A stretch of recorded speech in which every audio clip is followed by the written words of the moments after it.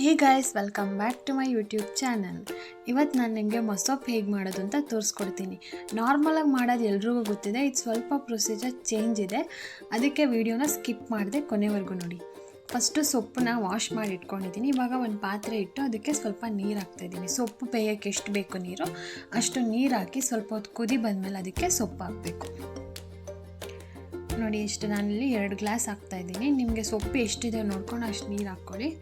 ಇವಾಗ ಇದಕ್ಕೆ ಸೊಪ್ಪನ್ನ ಹಾಕ್ತಾಯಿದ್ದೀನಿ. ಸೊಪ್ಪೇನು ಕಟ್ ಮಾಡಿ ಇಟ್ಕೊಂಡಿಲ್ಲ, ಗ್ರೈಂಡ್ ಮಾಡ್ತೀವಿ ಅಲ್ವಾ, ಏನು ಕಟ್ ಮಾಡೋ ಅವಶ್ಯಕತೆ ಇಲ್ಲ. ಹಾಗೆ ಇದನ್ನು ಸೊಪ್ಪನ್ನ ವಾಶ್ ಮಾಡಿ ಇದು ಮಿಕ್ಸು ಸೊಪ್ಪು. ನೀವು ಅಂಗಡಿಲಿ ಸೊಪ್ಪು ಕೇಳಿದ್ರೆ ಎಲ್ಲ ಥರ ಮಿಕ್ಸು ಒಂದು 4-5 ವೆರೈಟೀಸ್ ಆಫ್ ಸೊಪ್ಪನ್ನ ಕೊಡ್ತಾರೆ. ಇದಕ್ಕೆ ನಾವು ಏನೇನು ಹಾಕ್ಬೇಕು ಬೇಯೋಕೆ ಅಂದರೆ ಟೊಮ್ಯಾಟೊ, ಬೆಳ್ಳುಳ್ಳಿ ಮತ್ತು ಈರುಳ್ಳಿ. ನೀವು ಹಸಿಮೆಣ್ಸಿನ್ಕಾಯಿ ಬೇಕಾದರೂ ಹಾಕ್ಕೋಬೋದು, ನಾನು ಹಾಕಿಲ್ಲ. ಹಾಕಿದ್ರೆ ಇನ್ನೂ ಚೆನ್ನಾಗಿರುತ್ತೆ ಟೇಸ್ಟು. ಇದಕ್ಕೆ ಸ್ವಲ್ಪ ಉಪ್ಪು ಹಾಕಿ ಇದನ್ನು ಬೇಯೋದಕ್ಕೆ ಬಿಡಬೇಕು.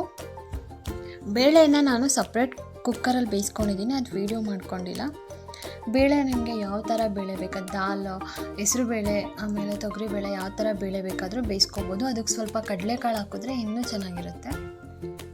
ನೋಡಿ, ಸೊಪ್ಪು ಎಲ್ಲ ಬೇಯ್ತಾ ಇದೆ. ಇವಾಗ ನೀವು ಈ ಥರ ಮಾಡೋದ್ರಿಂದನೇ ಟೇಸ್ಟ್ ಇದ್ದೇ ಬೇರೆ ಥರ ನಾರ್ಮಲ್ ಮೊಸೊಪ್ಪಿಗಿಂತ ಇದೇ ಸ್ವಲ್ಪ ಡಿಫ್ರೆಂಟಾಗಿರುತ್ತೆ ಮತ್ತು ಚೆನ್ನಾಗೂ ಇರುತ್ತೆ.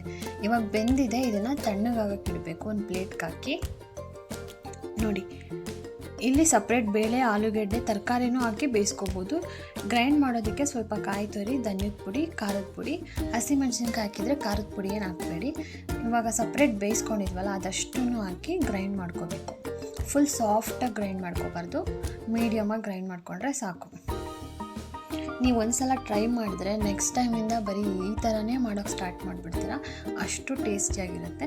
ಇವಾಗ ಬೇಳೆ ಎಲ್ಲ ಬೇಯಿಸ್ಕೊಂಡಿದ್ದೀನಲ್ಲ ಅದನ್ನು ಸೊಪ್ಪು ಬೇಯಿಸಿದ ನೀರಿಗೆ ಆ್ಯಡ್ ಮಾಡ್ತಾಯಿದ್ದೀನಿ. ಇವಾಗ ಗ್ರೈಂಡ್ ಮಾಡಿ ಇಟ್ಕೊಂಡಿದ್ದೀವಲ್ಲ ಸೊಪ್ಪು, ಅದನ್ನು ಕೂಡ ಆ್ಯಡ್ ಮಾಡ್ಕೋಬೇಕು.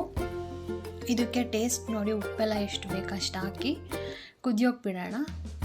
ಸ್ವಲ್ಪ ಅರಿಶಿನ ಹಾಕಿದ್ದೀನಿ, ಕಲರ್ ಚೆನ್ನಾಗಿ ಬರಲಿ ಅಂತ. ನೋಡಿ, ಇವಾಗ ಈ ಕಲರ್ ಇದೆ, ಆಮೇಲೆ ಇದು ಕಲರೇ ಚೇಂಜ್ ಆಗುತ್ತೆ. ಇವಾಗ ಇದಕ್ಕೆ ಒಗ್ಗರಣೆ ಹಾಕಬೇಕು. ಸ್ವಲ್ಪ ಎಣ್ಣೆ, ಸಾಸಿವೆ, ಹಿಂಗು ಮತ್ತು ಇದಕ್ಕೆ ನಾನು ಎಕ್ಸ್ಟ್ರಾ ಜೀರಿಗೆನೂ ಹಾಕ್ತಾಯಿದ್ದೀನಿ. ಜೀರಿಗೆ ಹಾಕೋದ್ರಿಂದ ಅಂತೂ ಮೊಸೊಪ್ಪಿಗೆ ಟೇಸ್ಟ್ ಅಂತೂ ಅಮೇಝಿಂಗ್ ಆಗಿರುತ್ತೆ. ಆ ಫ್ಲೇವರೇ ಒಂಥರ ಚೆನ್ನಾಗಿರುತ್ತೆ. ಮತ್ತು ಕರಿಬೇವಿನ ಸೊಪ್ಪು ಇಷ್ಟನ್ನು ಒಗ್ಗರಣೆ ಹಾಕಿ ಸಾಂಬಾರಿಗೆ ಹಾಕೋಣ. ಸಾಂಬಾರು ನೋಡಿ ಕುದೀತಿದೆ, ಇವಾಗ ಹಾಕ್ಕೋಬೇಕು. ಇಷ್ಟೇ, ಎಷ್ಟು ಸಿಂಪಲ್ಲಾಗಿ ಬ್ಯಾಚುಲರ್ಸ್ ಕೂಡ ಮಾಡ್ಕೋಬೋದು. ನೋಡಿ, ಮುದ್ದೆ ಜೊತೆ ಅಂತೂ ಬೆಸ್ಟ್ ಕಾಂಬಿನೇಷನ್ ಇದು. ಈ ಥರ ಒಂದು ಸಲ ಟ್ರೈ ಮಾಡಿ, ನಿಮ್ಗೆ ಇಷ್ಟ ಆಗಿದರೆ ಚೆನ್ನಾಗಿದೆ ಅಂತ ಕಾಮೆಂಟ್ ಮಾಡಿ. ನೋಡಿ, ಆಯಿತು, ಕುದೀತಾ ಇದೆ. ಫೈನಲಿ ಕಲರು ಚೇಂಜ್ ಆಗಿದೆ. ಇಷ್ಟೇ, ಇದು ಸಾಂಬಾರು ಮಾಡೋದು ತುಂಬಾ ಈಸಿ ಆ್ಯಂಡ್ ಸಿಂಪಲ್ ರೆಸಿಪಿ ಅಂತಲೇ ಹೇಳ್ಬೋದು.